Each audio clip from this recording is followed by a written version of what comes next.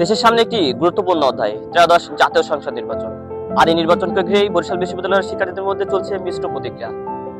কেউ আশাবাদী, আবার কেউ উদ্বিগ্ন। তবে সবার একটাই প্রত্যাশা, একটি সুষ্ঠু, নিরপেক্ষ ও গ্রহণযোগ্য নির্বাচন। বিগত সময়গুলো লক্ষ্য করেন তাহলে দেখবেন যে এক ব্যক্তি এক শাসনের যে রূপরেখা ছিল বাংলাদেশে, আমরা চাই না সেটা ফিরে আসুক।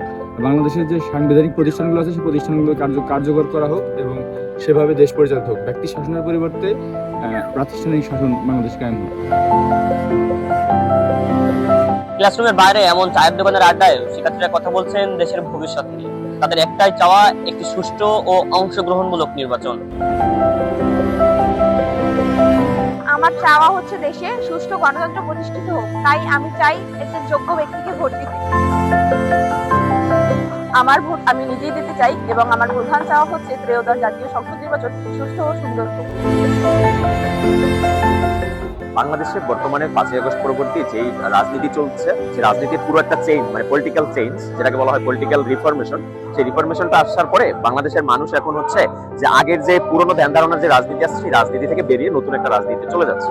এবং এখানে আমরা যে বাংলাদেশের একটা ওয়েলফেয়ার চাচ্ছি এবং যে ওয়েলফেয়ারের মাধ্যমে মানুষ যারা প্রতিনিধি হিসাবে আসবে তাদের মাধ্যমে বাংলাদেশের জনগণের কল্যাণ হবে এবং একটি ইনসাফ ভিত্তিক রাষ্ট্র, সেই রাষ্ট্র পরিচালিত হবে, এরকম একটা বাংলাদেশের যে বর্তমান প্রতিনিধি আছে বা নির্বাচন আছে সেখানে আমরা চাচ্ছি।